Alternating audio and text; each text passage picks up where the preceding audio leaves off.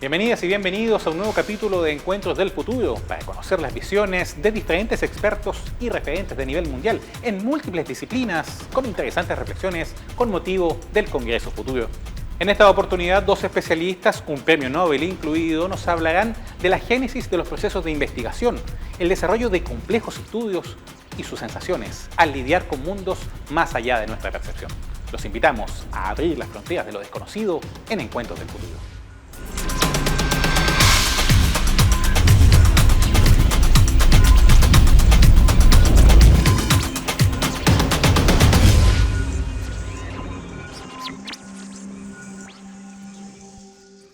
Hola, ¿qué tal? ¿Cómo están todos ustedes? Este es el programa Encuentros del Futuro, el programa de entrevistas del Congreso Futuro de esta edición del año 2019. Con nosotros tenemos a dos importantes invitados, a la profesora Carol Mundell y al profesor Michael Kosterlitz. Carol Mundell, she's a PhD in astrophysics of Manchester University and professor of extragalactic astronomy and head of the Department of Physics. And also she's a chief scientific advisor of Foreign Commonwealth Office. Is that correct? Correct. I'm head of astrophysics. Okay. Perfect. And Professor Michael Kosterlitz, who is PhD in physics of Oxford University, a Nobel Prize in 2016 for topological phase transition and topological phase of matter. Is that correct, Professor? Kind of correct? Yes. Okay. I will open the conversation for both of you, and I would like to ask you, how science make our life better? Any of you who wants to answer this? I think it's a great question. I think science is a very fundamentally human thing to do. Humans have always explored their environment. They've always pushed the frontiers, whether it's ancient cave dwellers studying the cosmos and making cave paintings of the cosmos that they see around them, right through to the cutting edge technology that we have today. I think when we look at medical advances and how we actually improve people's lives and how we understand the world around us, it's actually really fundamental. Whether we, as Michael and I both work on fundamental physics questions, so we work on curiosity-driven research, but then we see how those apply right through to modern life, maybe over a very long time scale. It may not be immediately that year when you make a discovery that it has its applications. You think of Einstein's theory of general relativity. We now use that for our satellite navigation systems. Many people have these devices in their cars to tell them how to get to their destinations, and in fact it's because of the understanding of the nature of space-time that we're able to do that accurately, but that's 100 years before we realize that technology.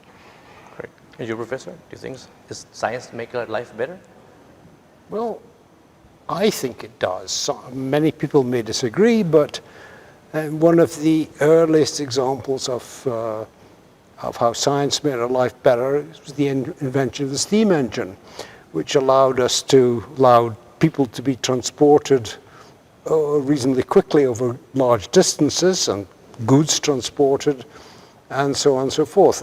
And the steam engine, the science of thermodynamics was evolved to understand how to make steam engines as efficient as possible. So the applications and the theory go hand in hand again. There are plenty of other examples. Even the internal combustion engine for automobiles and things, that is based on, you can argue that is a thermodynamic system as well. What's the magic name for autocycle or something? And then, of course, there are more sophisticated things, as Carol said, the invention of cell phones. Our present society, if cell phones disappeared or stopped working, our present society would probably have problems in surviving. So science, I would say that science makes our lives better in many ways.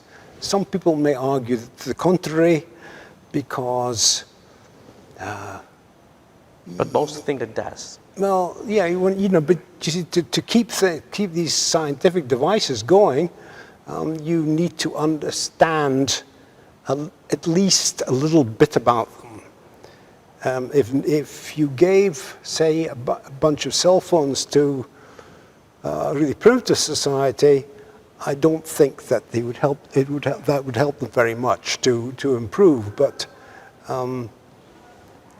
given the science at the right level, it can improve one's life a lot. But I think also it's the kind of the evolution of the questions that we're asking. So if we look at the revolution in human health, when antibiotics, the understanding of bacteria, and antibiotics came along, and if you think just as recently as the 1940s, that we didn't have that kind of medical advance, that was just coming in our, being able to use those medicines. Now, of course, globally, we have a growing problem with antimicrobial resistance.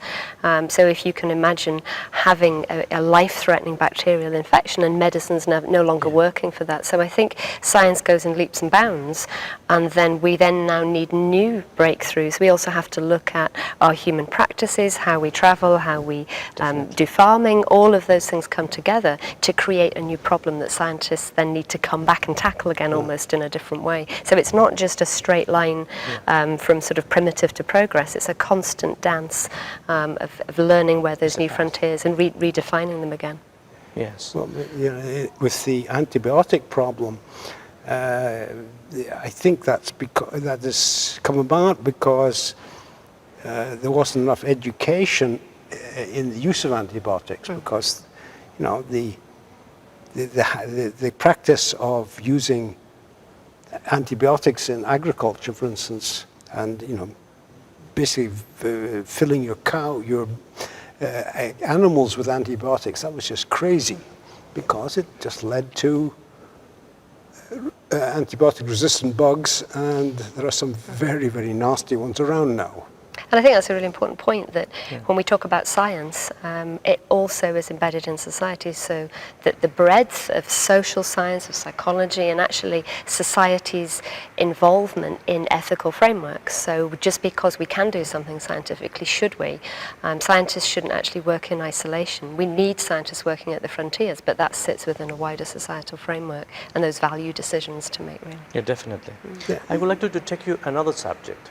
Professor Kosterlitz, how important for you it is the curiosity-driven science? I'm sorry? The curiosity-driven science.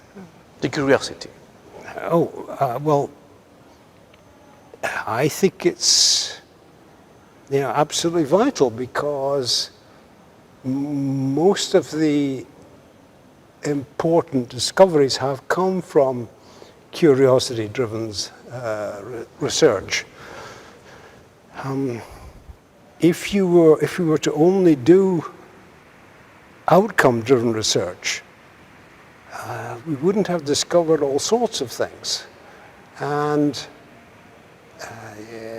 it is becoming a problem, especially in the US, with the funding, because your NSF or whatever proposal has to basically say what's going to come out of the research that you're asking money for. And of course, if you know what the outcome is going to be, in my opinion, it's not research anymore. So you? Yeah, I think curiosity-driven research is incredibly important, and I think it's almost like planting seeds. So you want to make sure that the brightest people have the right environments to be able to pursue those curiosity-driven questions, and also to formulate those questions. And I think it's the whole ecosystem around how you do that. But then, of course, taking that research to the next level, it may not be that scientist, it may be some other group.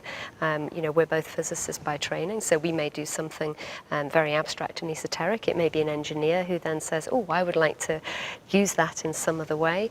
And then ultimately how you then bring that through to business, and that can drive your economy. That's then a positive feedback loop, that you grow your economy based on that innovation, and it gives you the funds to be able to invest back into that fundamental science again. And also it might happen over very different timescales. It may be that the fundamental curiosity-driven research that you invest in now, you realize those benefits for society 10, 20, 50, maybe 100 years down the line, and you don't know which bit of curiosity-driven research is going to give you those big wins. So you plant all those seeds, you cultivate them, and then you get your big crops at the end. Before this conversation, we also talk about how important it is to communicate to the children, to the kids. What is the biggest challenge in order to teach them science, and how important is that, both? I think the biggest challenge is being able to answer all their questions as quickly as they want to ask them. I mean, my experience of working with very young children, I guess, from the age of sort of 3 all the way up, and they're completely uninhibited in the questions they ask. And certainly as an astrophysicist, they ask me the hardest questions. It's the youngest children that ask the hardest questions.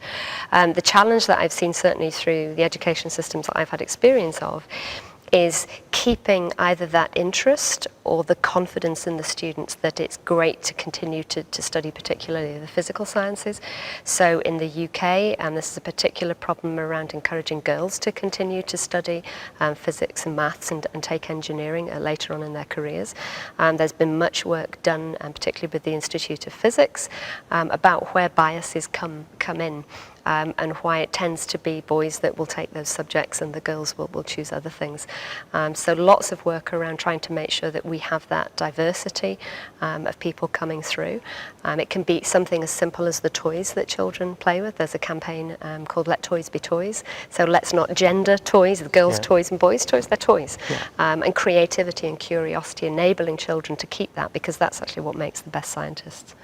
And you, Professor, have you had the opportunity to teach the kids? I mean, I'm very much the same opinion, because when I was a kid, I loved maths and science, and I hated and despised things like literature, languages,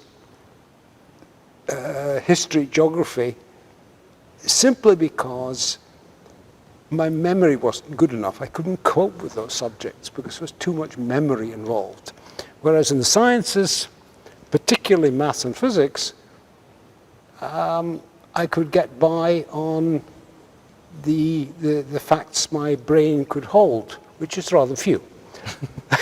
And how important was the professor in that process? Was that important? Not really, actually, because I basically just loved the subject. And I remember the first school I went to, the guy teaching us, I can't remember which professor it was, but I was listening to him talk, and I thought, he's got it all wrong. It's nonsense what he's saying. But it was just illogical.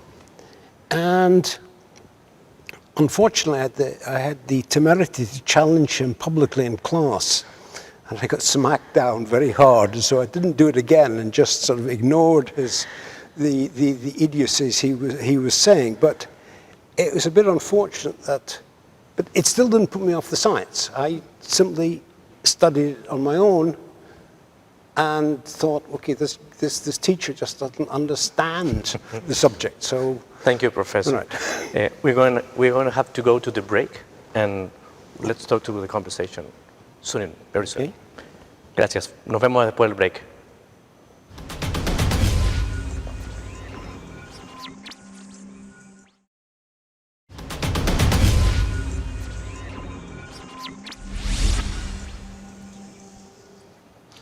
Hola, ¿qué tal? Bienvenidos de nuevo. Vamos a seguir nuestra conversación con los expertos del día de hoy. Professor Mundell, I have been informed that you are an expert in gamma ray bursts. Is that true? It's true. That's true.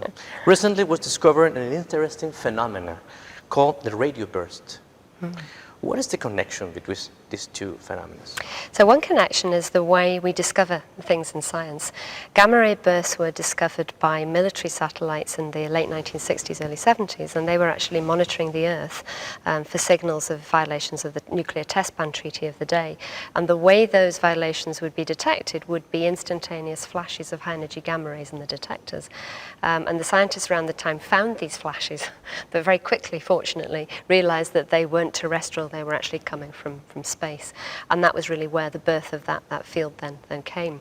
One of the challenges that astrophysicists had, though, was that the accuracy of the positions from where these flashes occurred on the sky was very inaccurate. So, of course, if you say to anybody who has a telescope, go out into the back garden, you have maybe a second to look up in the sky with your telescope and find a visible counterpart to one of these flashes, and I won't be able to tell you really where in the sky it is. Go look.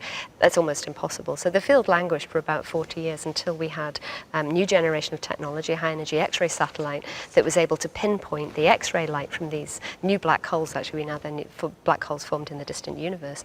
And so technology really marches on, particularly in astrophysics. You need to be able to localize something in the sky.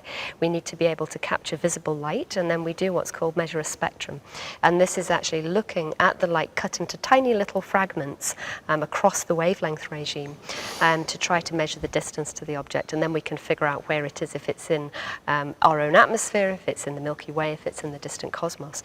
Fast radio bursts, which you talk about, were discovered again serendipitously back in 1997. Radio astronomers who were studying dense neutron stars, so these are the endpoints of stars that collapse. The material is very, very dense, so one sugar cube of neutron star material would weigh about the same as a medium-sized mountain, all crushed together in this dense heart of a star. They spin very quickly, they have magnetic fields, and when their beam passes the Earth, you get a blip in the radio spectrum. And so the scientists had this very special equipment that was measuring, looking for these pulsars. And a scientist called Duncan Lorimer, actually at Jodrell Bank Observatory using the Parkes radio telescope in Australia, found what would be called a bit like an atmospheric whistler. So it was a very short-lived flash of very bright radio waves that just lasted for a fraction of a second. So of course it was very difficult, and as yet we haven't yet been able to find the simultaneous counterparts to these at any other parts of the electromagnetic spectrum. And what the radio astronomers were able to do with that signal, they were actually able to measure or infer a distance, because these radio waves come through material and it changes the nature of the signal. And so with some guesses and some theory, they were able to figure out the length of the path through which these radio waves have come. Many more have been discovered, and in fact new detectors that are now being put on radio telescopes around the world are starting to find many more of these things. And the idea is that we think they exist either in very dense regions in our Milky Way. Some people think that. Most astronomers are convinced that they actually lie at cosmological distances. So we don't know what produces them. There've been there've been some suggestions they're alien civilizations. I think most of us think that there's no evidence for that yet. So I think most of my colleagues are saying it's not aliens. I'm still saying it's not aliens. We have no scientific evidence for that. It's a nice idea. But yeah, probably very, very energetic processes. So the race is on. We're all trying to use our robotic telescopes around the world to catch other signatures of these fast radio bursts. So it's a very exciting time to be in astrophysics. It sounds great. Yeah. Professor Kosterlitz, you are worldwide known because of a sentence called exotic matter. Sorry? Exotic matter. Okay, yeah. Yeah. Tell me a little bit about that. Think that now I'm a kid of 6 years old. Try to think of that and what we can do with that. Well, 7 if you want. I don't think there's much you can do with it. But I can try to understand. Because, okay, sorry to go a bit technical here, but I think I have to. The point is that I'm interested in what goes on in two spatial dimensions. Okay. In other words, I imagine myself living in a two-dimensional world. Oops.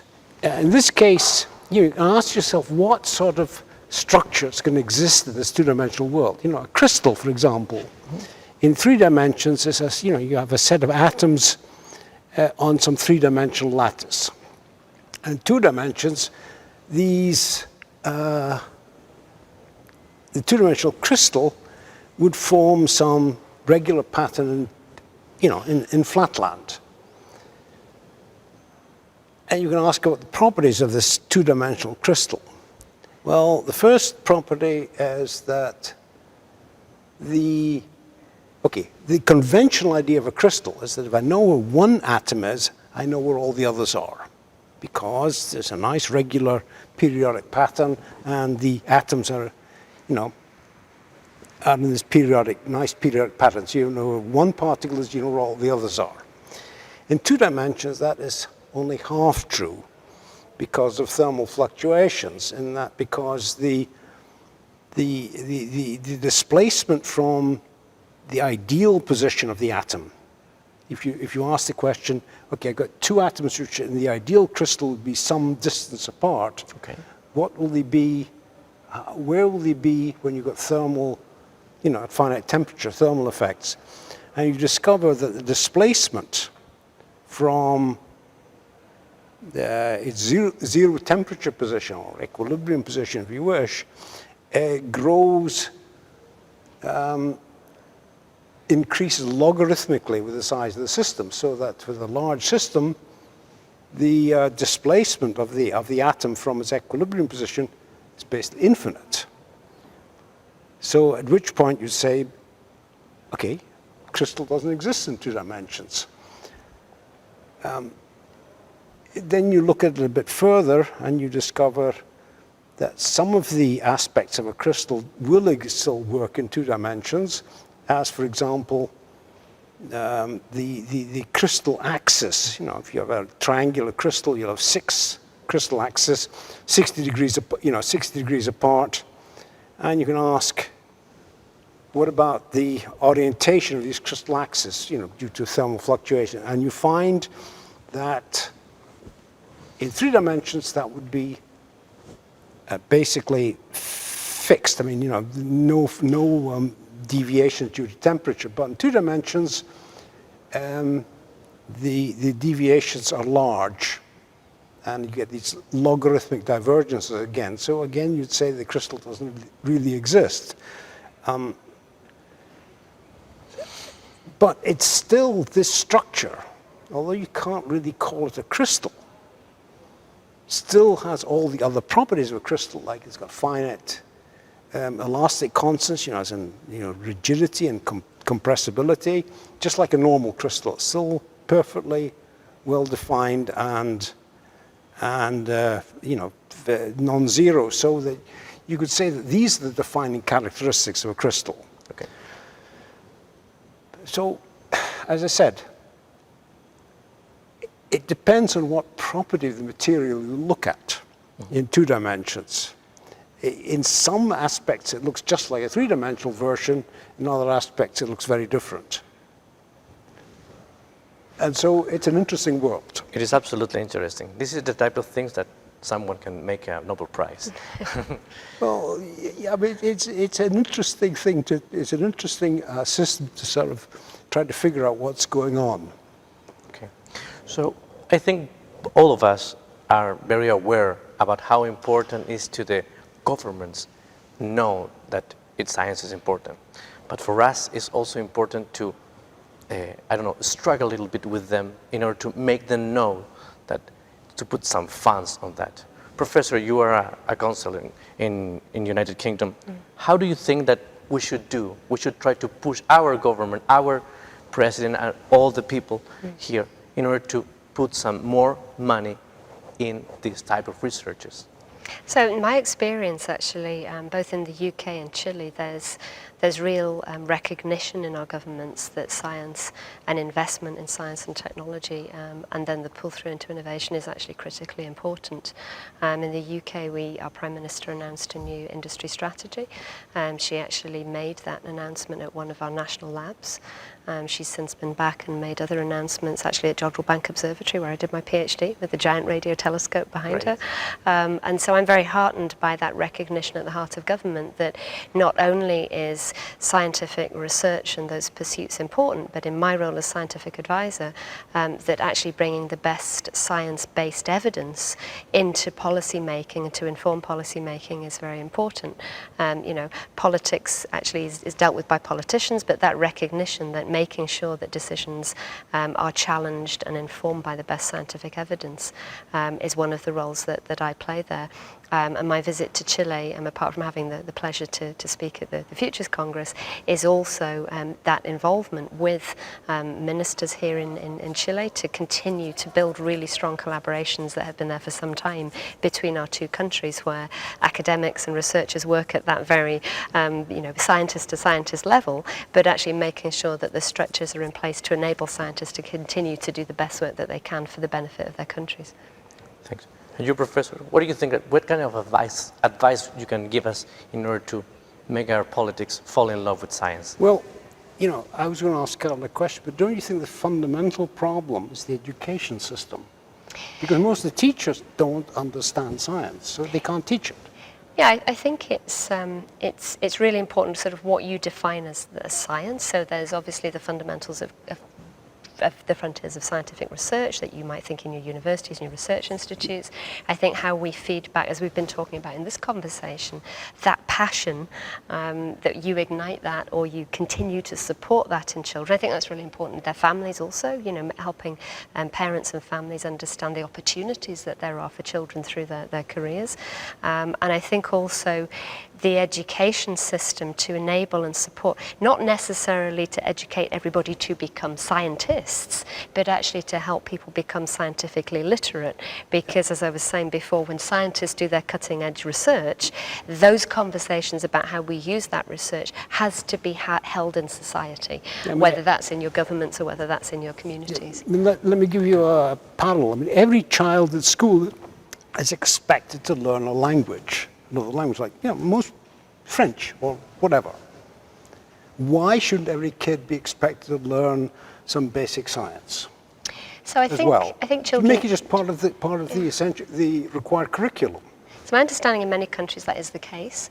I think one of the problems I've seen with working with schools is to how to keep the real passion. There's something about saying it's compulsory that you do this.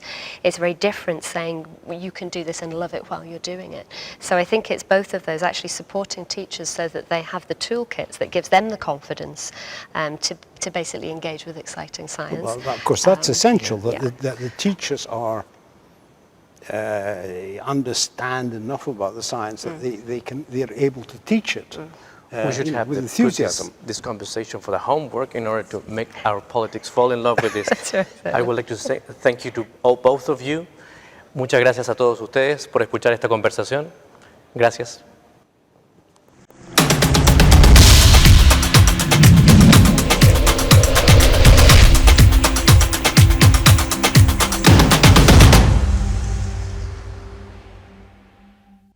Así, con las conclusiones de dos importantes expertos, conocimos más acerca de investigación, de los procesos y de la ciencia como motor educacional.